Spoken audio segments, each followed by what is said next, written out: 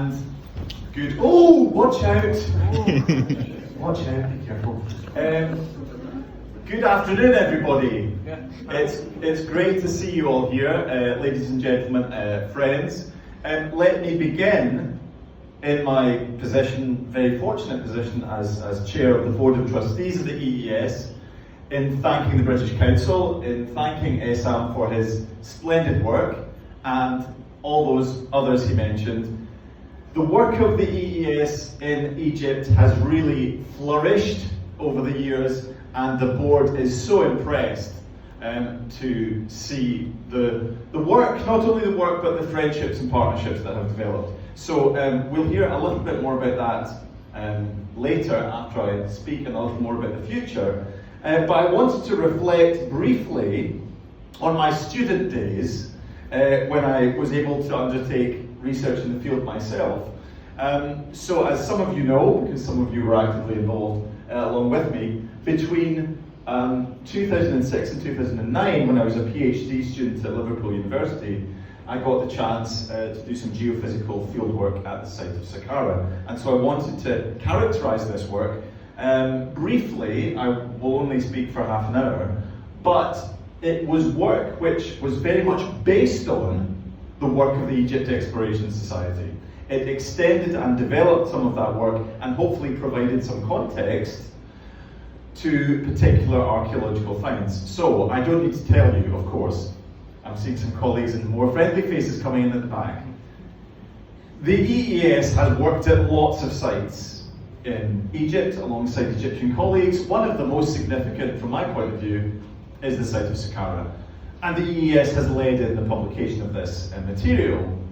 But what is known through excavation can be understood more broadly in terms of subsurface non-invasive prospection.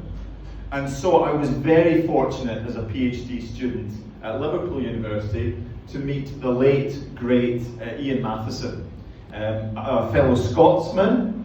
He was born in Edinburgh. He had had a very successful lifetime career in civil engineering, and it was only when he retired that he took up work with the EES. And it was collaborating with some EES missions that in 1990 he decided to apply some of these techniques of geophysical prospection to archaeology. And Ian Matheson and his Egyptian-Scottish team developed really the use of geophysics in Egypt, which is now quite commonly applied in archaeology. So I was really thrilled, not only as a Scotsman and someone who looked up to Ian very much, but to be a colleague in that project. Basically, the Saqqara Geophysical Survey Project, which operated from 1990 until Ian's death in 2010, attempted to use geophysics in selected areas around the Saqqara necropolis, familiar, I'm sure, to most of the people here. We used mainly two different techniques. I've used photos of me demonstrating them, of course, although I didn't use radar that much. It's like having a microwave oven strapped to your front, another microwave oven strapped to your back to balance you, and then pulling a third microwave oven along the sand. It's hard work, but it reveals a profile. So up to 3 to 5 meters in depth, you can reveal changes in subsurface textures. I'm a layman, not an Egyptologist, not a geophysicist, but it could detect changes in density under the ground and reveal a profile, and then when used alongside a gradiometer, which sends out an electronic signal into the ground, again about 5 meters in depth, you can build up a plan using a gradiometer.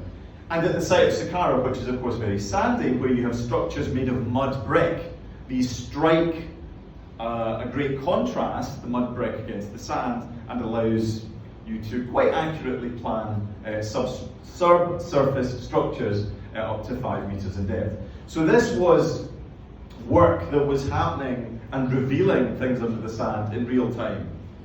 we would divide out the survey area into 30 by 30 metre squares and download the data we got from each square immediately. So you could see some results as soon as you were doing the work. And all of that material has subsequently been published. So I want to take you through some highlights of this work. Again, very much building on the work of the EES. So anyone who knows the history of the archaeological exploration of the site of Saqqara will know, some people know it very well in this room, anything that is mapped, anything that is planned can be pinpointed and usually numbered. So here are an example of known early dynastic mastabas at North Saqqara.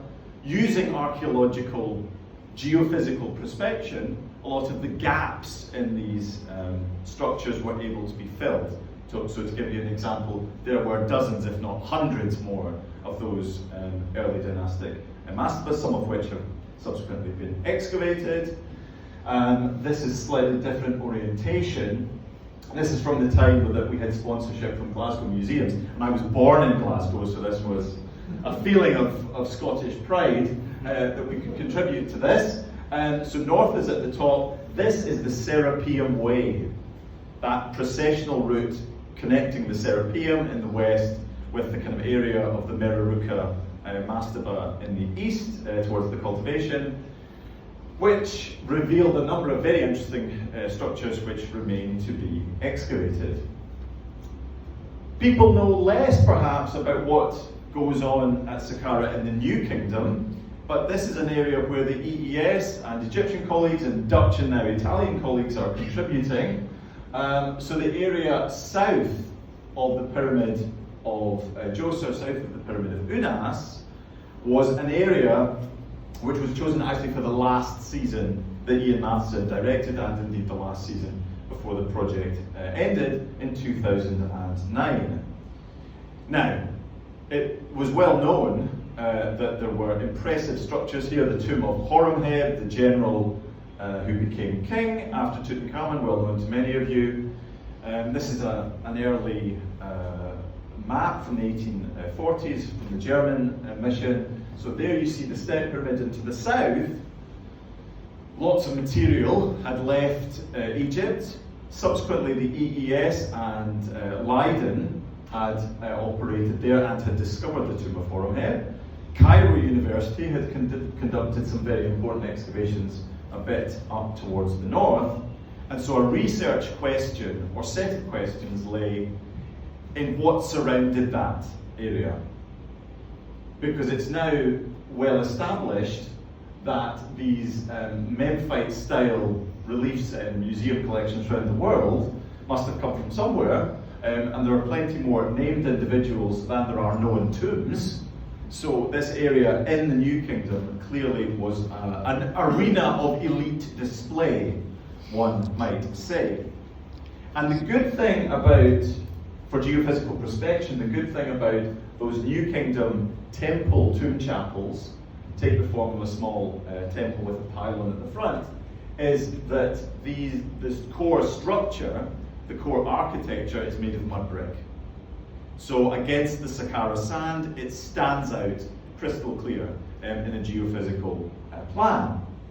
So that last season, south of the Unas Causeway, that's where we worked, and some very exciting results came up. So there in the middle, that's the tomb of Horemheb, and surrounding it, you see orientated towards the east, as is typical for Ramesside period structures, are dozens more tombs, which are now being investigated by Egyptian, Italian, Dutch colleagues working at that area of Saqqara today. Interesting, just to compare, a zoom in on one of these areas. So each square, remember, is 30 by 30 meters. So these are sizable structures. You can just about make out that they echo that shape of the New Kingdom temple tomb. And just to impose, this is from recent Egyptian, Dutch, Italian work,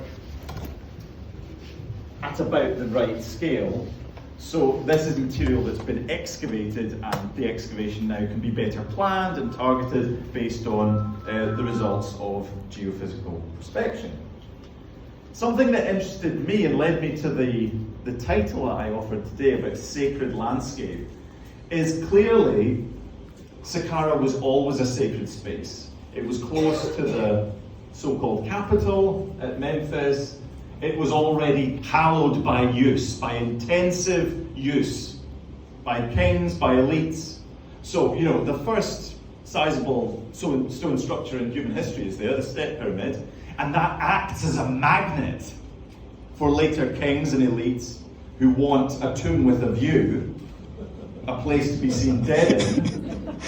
So Saqqara remains really an important place. So this is the Pyramid of Unas on the south side, and if I'm sure many of you have visited, reconstructed, I might add, but apparently in the right position, is this wonderful inscription of the fourth son of Ramesses II, Prince Khaemwaset. This is one of his kind of restoration inscriptions, where he glorifies the name of his father, the great Ramesses II, and says, I, Khaemwaset, helped restore this structure which I found fallen in its ruin. And I do rather love this impression of a Ramesside prince, a son of the great Ramesses, walking around, seeing monuments unlabeled, unidentified, when Ramesses II was so fond of putting his name on absolutely everything. So Khaemwaset does this restoration and in a way labels these ancient structures with his father's name and with his own name, in a way participating in these ancient monuments. It's interesting also when you consider the post-New Kingdom history of the site. So I've highlighted in blue here the late period, very deep shaft tombs, which you can still see off in the mouths of the shafts at Saqqara and other sites. And it's interesting, there is a clustering of these on the south side of the Pyramid of Unas. Now I know from other sources, I've recently published something about this, that Prince Khaemwaset was known about, his works were known about, he was a character in Demotic literature, in the Setna stories. This wonderful relief, formerly at least in the Egyptian Museum in Cairo, is absolutely classic, 30th dynasty, possibly early Ptolemaic in style, but it shows Prince Khaemwaset, probably comes from that area of Saqqara. So there is a knowledge, if not an active cult, for Prince Khaemwaset. So it's interesting, his inscription seems to attract, again, magnet-like, the activities of later elites.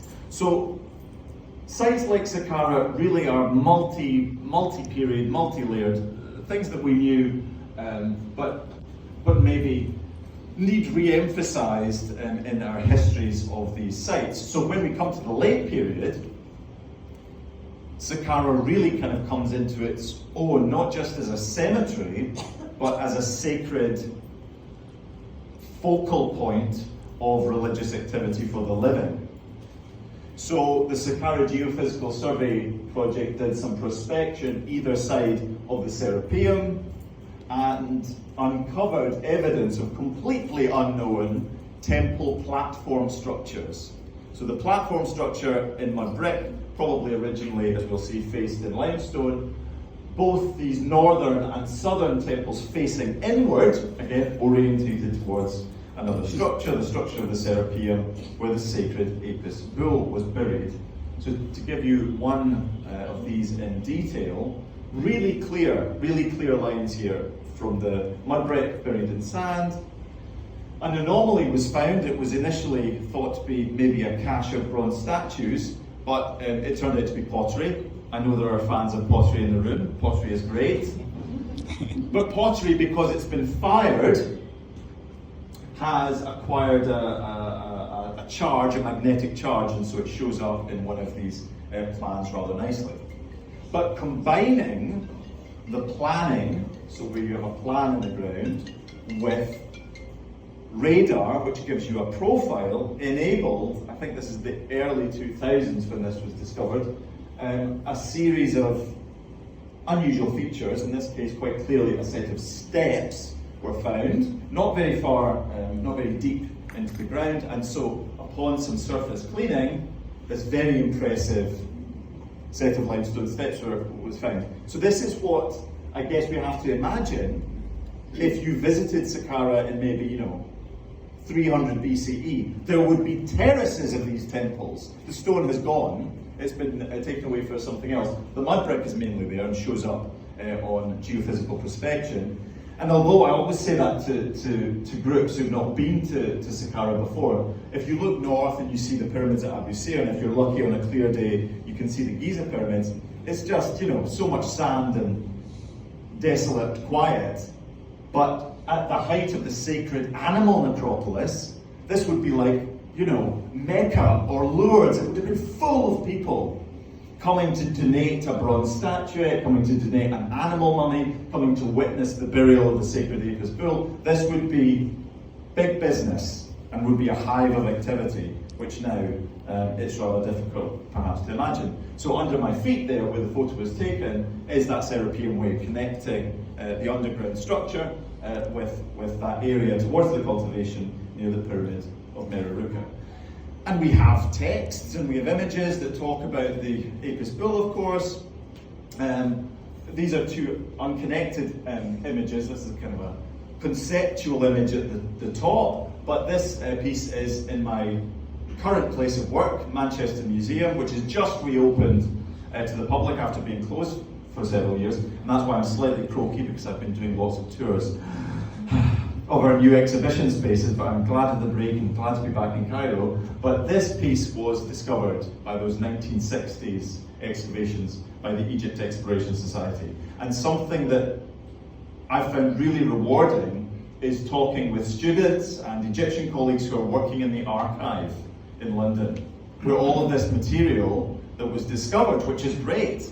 It's great that we have the material, but it's in a way even better that we have the archive, a really second to none archive held, curated very thoughtfully by the Egypt Exploration Society in London. So to see archive work now re-informing work happening in the field is really, really satisfying, and it's an absolute pleasure to be with you here today to celebrate the Hebsed. I'm surprised no one said that.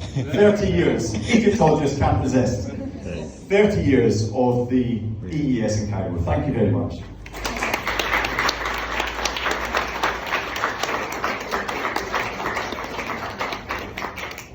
And now it's my great pleasure to introduce Dr. Carl Draves, who is the director of the Egypt Exploration Society,